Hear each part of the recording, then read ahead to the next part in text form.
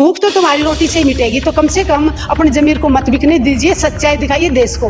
किसानों ने ना कभी रास्ता रोका है, ना किसान रोकेंगे। जिस दिन रास्ता रोकेंगे तो प्रधानमंत्री के घर का रोकेंगे। प्रधानमंत्री जी ने कहा था देश का विकास करेंगे, इन्होंने देश का नाश कर दिया, सत्यानाश कर दिया देश का। 50% से ज्यादा लोग ऐसे हैं जिनके ऊपर खुद मर्डर के आरोप लगे हुए हैं, बलात्कार के आरोप लगे हुए हैं, तो हम उनसे न्याय की मांग कर रहे हैं।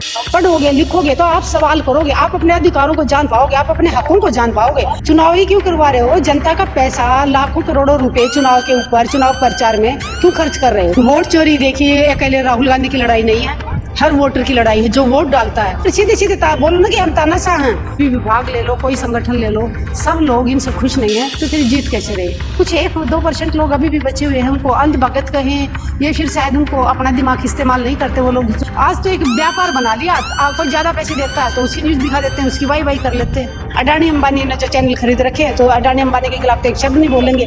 पाकिस्तान छोटा सा गरीब देश है, और आज उस गरीब देश को भी हमारे से कहीं ऊपर अहमियत दी है अमेरिका ने।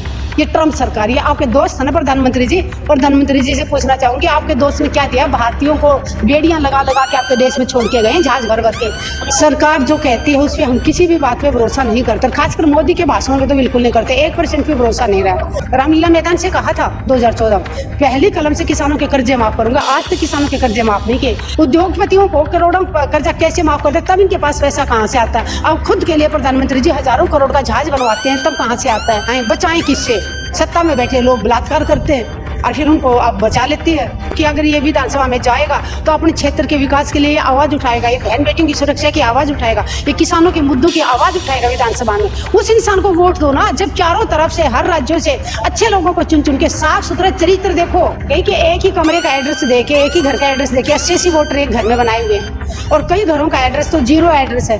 कौन सा एड्रेस होता है भाई? हमने तो आज तक जीरो एड्रेस नंबर तो देखा ही नहीं किसी घर का। किसान की भाषा अलग हो सकती है, किसान का पहनावा अलग हो सकता है, किसान का क्षेत्र अलग हो सकता है, राज्य अलग हो सकता है, लेकिन पूरे देश के किसानों की मांग एक ही है, एमएसपी कानून लागू किया जाए।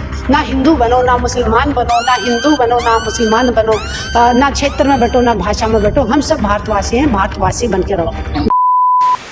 वोट चोरी देखिए, अकेले राहुल गांधी की लड़ाई नहीं है, हर वोटर की लड़ाई है जो वोट डालता है। कहीं ना कहीं हमारे वोटों की चोरी हो रही है, हमारे वोटों का, हमारा जो वोट डालने का अधिकार वो छीना जा रहा है। वोट हम सोचते हैं कि हम अपनी मर्जी के किसी भी कैंडिडेट को वोट देंगे, लेकिन उसकी हमारे वोट की तो कोई वैल्यू नहीं रही। अगर ये नकली वोट तैयार करके, वोटों की चोरी करके, नए झूठे एड्रेस बना के, नए वोट तैयार करके ऐसे जीतते रहेंगे तो फिर लोकतंत्र कहाँ रहा? आप और हम जो वोट डाल रहे हैं ये सोच के कि भाई मुझे ये कैंडिडेट नहीं चाहिए, मैंने इसको लाना है सत्ता में, तो वो तो आएगा ही नहीं, क्योंकि जिसको जीतना हो तो जो धोखे से जीत रहा है। तो सरकार से ये पूछना चाह रही हूँ प्रधानमंत्री जी, ये दिखावा भी बंद कर दो। फिर चुनाव ही क्यों करवा रहे हो? जनता का पैसा लाखों करोड़ों रुपए चुनाव के ऊपर, चुनाव प्रचार में क्यों खर्च कर रहे हो? अगर पता ही है कि जीतना आपको ही है, सत्ता में आपको ही आना है, तो फिर सीधे सीधे बोलो ना कि हम तानाशाह हैं, कि हम कुर्सी नहीं छोड़ रहे। सीधा सीधा बोल दो लोगों को, बेवकूफ क्यों बना रहे हो कि हम चुनाव भी करा रहे हैं, ये ड्रामा किसके लिए? तो मैं ये कहना चाहूंगी, अकेले राहुल गांधी की लड़ाई नहीं है, अकेले विपक्ष की लड़ाई नहीं है, हर वोटर को आवाज उठानी चाहिए इसमें। हमारा वोट, अगर हमारा लोकतंत्र खत्म हो जाएगा ऐसे, तो अगर हम अपने वोट की ताकत ही खो देंगे, हमारी वोट की तो कोई वैल्यू नहीं है, तो आपको हमें तो कोई पूछेगा ही नहीं, क्योंकि उन्होंने तो आपके वोट की जरूरत ही नहीं है। तो सरकार, हम ये सोच रहे थे कि हरियाणा में भी जब इलेक्शन हुआ था तो इतने ज्यादा लोग ये सोच रहे थे कि बीजेपी तो बिल्कुल कहीं आसपास भी नहीं आएगी, क्योंकि हर वर्ग सड़कों पे था, चाहे किसान हो, महिलाएं हो, सरपंच हो। मतलब आज की तारीख में भी आप किसी भी एक वर्ग का नाम बता दीजिए कि जो इस सत्ता के से खुश हो, इनके शासन से खुश हो या इनकी नीतियों से खुश हो। तो जब देश के सारे सब कुछ, चाहे कोई भी विभाग ले लो, कोई संगठन ले लो, सब लोग इनसे खुश नहीं है, तो फिर जीत कैसे रहे? जनता को पता चल गया साफ साफ। लेकिन कुछ 1-2% लोग अभी भी बचे हुए हैं, उनको अंधभगत कहें या फिर शायद उनको अपना दिमाग इस्तेमाल नहीं करते वो लोग, जो टीवी देखते हैं, टीवी में सुबह से शाम तक एक इंसान के गुणगान करते रहेंगे, तो उन लोगों को कहीं ना कहीं उनकी भी गलती नहीं है। वो सुबह से शाम तक टीवी देखते हैं तो उनको लगता है कि जो ये टीवी में बैठ के जो लोग बता रहे हैं वही सच्चाई है। और टीवी वालों ने तो एक धंधा बना लिया, टीवी वालों ने तो एक व्यापार बना लिया। पहले डीडी न्यूज होता था, कितनी अच्छी न्यूज आती थी, जो सच्चाई होती थी वो देश की जनता के सामने रखी जाती थी, समाचार न्यूज उसको बोलते थे। आज तो एक व्यापार बना लिया, कोई ज्यादा पैसे देता है तो उसकी न्यूज दिखा देते हैं, उसकी वाई करते हैं। अडानी अंबानी ने जो चैनल खरीद रखे हैं, तो अडानी अंबानी के खिलाफ तो एक शब्द नहीं बोलेंगे, हिंदू मुस्लिम पे बात करेंगे। किसी भी टीवी चैनल पे बता दीजिए, आप कभी कोई डिबेट करते हैं? महंगाई के ऊपर कोई डिबेट रखते हैं? शिक्षा के ऊपर कोई डिबेट रखते हैं? सुरक्षा के ऊपर कोई डिबेट रखते हैं? नहीं, सिर्फ हिंदू और मुस्लिम। पाकिस्तान पाकिस्तान, अरे पाकिस्तान छोटा सा गरीब देश है और आज उस गरीब देश को भी हमारे से कहीं ऊपर अहमियत दी है अमेरिका ने।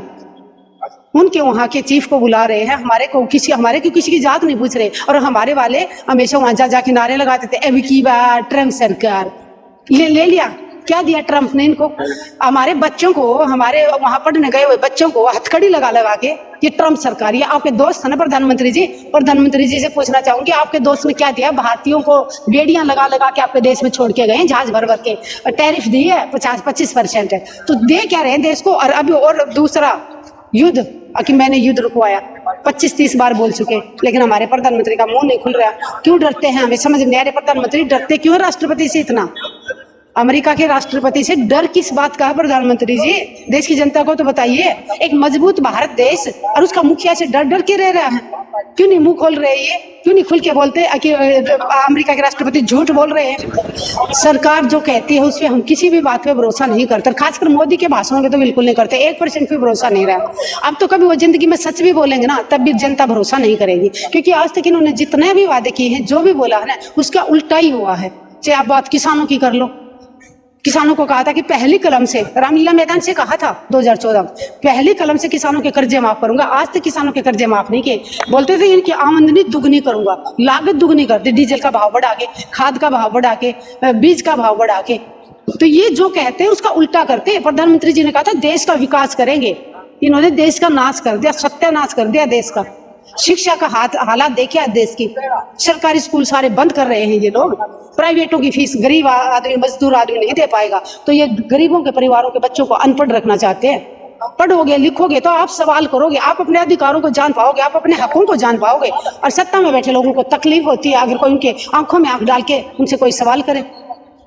तो ये देश का विकास नहीं, देश का विनाश की तरफ देश जा रहा है, और जनता के पैसों को बर्बाद किया जा रहा है, अपनी रैलियों में बर्बाद कर रहे हैं। किसान अपना हक मांगते हैं तो कहते हैं इनके पास पैसा नहीं है। उद्योगपतियों का पैसा, करोड़ों कर्जा क्यों माफ करते हैं ये? उद्योगपतियों को करोड़ों कर्जा कैसे माफ करते हैं? तब इनके पास पैसा कहाँ से आता है? अब खुद के लिए प्रधानमंत्री जी हजारों करोड़ का जहाज बनवाते हैं, तब कहाँ से आता है? संसद इतनी मजबूत संसद की बिल्डिंग थी पुरानी, नई संसद में करोड़ों अरबों रुपए खर्च करने की क्या जरूरत थी? उतने पैसे से तो देश में बहुत सारे स्कूल खोले जा सकते थे, हॉस्पिटल बनाए जा सकते थे, और पुलिस से भर्ती की जा सकती थी, ताकि हमारी बेटियों को सुरक्षा मिल सके। जो सुरक्षा में है पुलिसकर्मी, वो नेताओं के चक्कर में, नेताओं को सुरक्षा देने के उसमें सारे बिजी कर दिए। बेटियों की कोई सुरक्षा नहीं है, भाषण देने से ना बेटियां सुरक्षित है। बेटी बचाओ बेटी पढ़ाओ, अरे स्कूल तो तुमने बंद कर दिया, कहाँ पढ़ाएं? बचाएं किससे? सत्ता में बैठे लोग बलात्कार करते हैं और फिर उनको आप बचा लेती है, पावर बचा लेती है उन लोगों को। चाहे कहीं की भी बात कर लो, अभी तो हरियाणा का भी मैं कह रही हूँ कि यूपी MP जैसा, बिहार जैसा हालात हो गए हैं। हरियाणा में हर रोज इतने ज्यादा अपराध हो रहे हैं, कहीं बेटियों की हत्या की जाती है, बलात्कार किए जाते हैं, और फिर उन हत्या को प्रेशर में, दबाव में डाल के उसको आत्महत्या का एक रूप देने की कोशिश की जा रही है। आपको लगता है कहीं चुनाव आयोग एक स्वतंत्र काम कर रहा है? अपने देश में कोई भी विभाग, पुलिस हो, चुनाव आयोग हो, कोर्ट हो, अब मुझे कहीं ना कहीं सब पे ऐसे लग रहा है कि इन सबको किसी ने एक अपने कब्जे में कर रखा है, सबके ऊपर एक दबाव है। तो अगर वो निष्पक्ष जांच नहीं करेगा कहीं भी, इसीलिए देश में न्याय नहीं मिल रहा है। जनता चिल्लाती रहती है हमारे साथ अन्याय हुआ, हमारे साथ अन्याय हुआ। किससे उम्मीद किससे करें? जो खुद संसद में बैठे लोग 50% से ज्यादा लोग ऐसे हैं जिनके ऊपर खुद मर्डर के आरोप लगे हुए हैं, बलात्कार के आरोप लगे हुए हैं, तो हम उनसे न्याय की मांग कर रहे हैं। हमारी तो मजबूरी है, चाहे कहाँ, उन्हीं से तो मांगेंगे ना। लेकिन उनके ऊपर, खुद के ऊपर जो आरोप लगे हुए हैं, उनसे आप विश्वास करोगे या वो हमारे न्याय देंगे, निष्पक्ष जांच करवाएंगे? हमारे कभी नहीं। लेकिन मैम वोट चोरी को लेके जो है नहीं, मैं ये कह रही हूँ जब तक जनता नहीं जागेगी, पार्टियों में बटे होते हैं लोग कि मैं बीजेपी से जुड़ा हूं तो बीजेपी का कुछ कोई भी इंसान यहाँ आके खड़ा हो जाए, कितना ही बड़ा गुंडा हो, कितना ही बड़ा बलात्कारी हो, मैं तो बीजेपी से जुड़ा हूं तो मैं तो वोट उसी को दूंगा। दूसरा कहता मैं तो कांग्रेस से जुड़ा हूं तो कांग्रेस को ही दूंगा। भाई पार्टियों में मत बटो, इंसान देखो कि तुम्हारे क्षेत्र में, तुम्हारी विधानसभा से सबसे बेस्ट कैंडिडेट कौन है, वो चाहे किसी भी पार्टी से हो, आजाद उम्मीदवार हो, जिसपे आपको थोड़ा सा भरोसा हो कि अगर ये विधानसभा में जाएगा तो अपने क्षेत्र के विकास के लिए आवाज उठाएगा, ये बहन बेटियों की सुरक्षा की आवाज उठाएगा, ये किसानों के मुद्दों की आवाज उठाएगा विधानसभा में। उस इंसान को वोट दो ना। जब चारों तरफ से, हर राज्यों से अच्छे लोगों को चुन चुन के साफ सुथरा चरित्र देखो, विधानसभा में या लोकसभा में, राज्यसभा में भेजते हो ना, पार्टी मत देखो। कैंडिडेट का, उम्मीदवार का चरित्र देखो कि उसका चरित्र कैसा है। साफ सुथरे चरित्र के इंसान को आप विधानसभा में, राज्यसभा में, लोकसभा में भेजोगे, तब जाके धीरे धीरे हमारे देश का सुधार होगा। तो अब तो सच्चाई भी सामने आ गई, उसके बाद भी अंधभगत मानने को तैयार नहीं।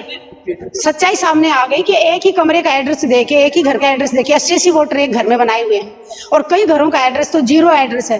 कौन सा एड्रेस होता है भाई? हमने तो आज तक जीरो एड्रेस तो नंबर तो देखा ही नहीं किसी घर का। तो सच्चाई सामने आने के बाद भी अरे लोग चुप हैं, और खासकर नेशनल चैनल चुप हैं।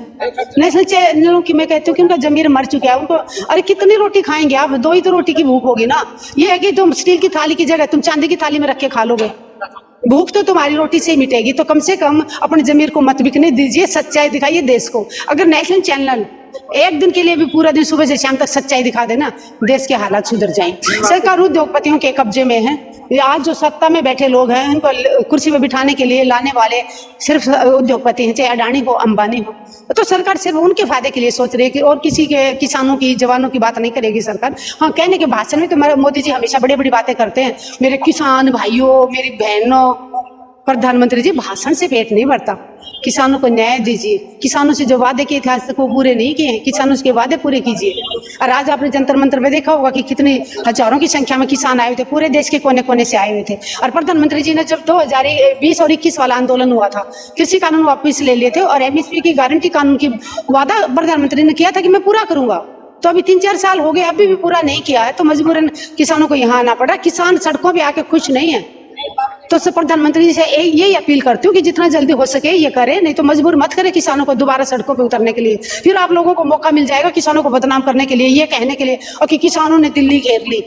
जबकि पिछला 2020 का और 21 का जो किसान आंदोलन था ना, वो किसानों ने दिल्ली नहीं घेरी थी। किसान दिल्ली आना चाह रहे थे, उनका रास्ता किसने रोका था? पुलिस ने रोका था। रोड किसने तोड़े गए थे? पुलिस ने रोके थे।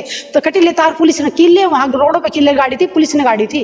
और किसके कहने पे? सत्ता के कहने पे, सरकार के कहने पे। तो फिर किसानों को क्यों बदनाम किया कि किसानों ने रास्ता रोक रखा? किसानों ने ना कभी रास्ता रोका है, ना किसान रोकेंगे। जिस दिन रास्ता रोकेंगे तो प्रधानमंत्री के घर का रोकेंगे। इस बार मैं सभी किसान भाइयों से यही कहना चाहूंगी कि अगर सरकार बात नहीं मानती है तो हमें बॉर्डरों पे नहीं बैठना, हमें आके प्रधानमंत्री के घर का घेराव करना पड़ेगा। क्या संदेश? बस यही संदेश दूंगी कि आप संगठनों में ना बटें। किसान की भाषा अलग हो सकती है, किसान का पहनावा अलग हो सकता है, किसान का क्षेत्र अलग हो सकता है, राज्य अलग हो सकता है, लेकिन पूरे देश के किसानों की मांग एक ही है, MSP कानून लागू किया जाए। किसानों की जो किसानों की कर्जा मुक्ति की बात की थी सरकार ने, वो कर्जा माफ किया जाए उनका। तो प्रधानमंत्री और दूसरा भाइयों से ये कहूंगी कि जहां पे भी किसान हितों की बात हो, वहां सब एक हो जाओ। संगठनों में बट के अपना ताकत को कमजोर मत करो। ना हिंदू बनो, ना मुसलमान बनो, ना हिंदू बनो, ना मुसलमान बनो, ना क्षेत्र में बटो, ना भाषा में बटो। हम सब भारतवासी हैं, भारतवासी बन के रहो। जय हिंद।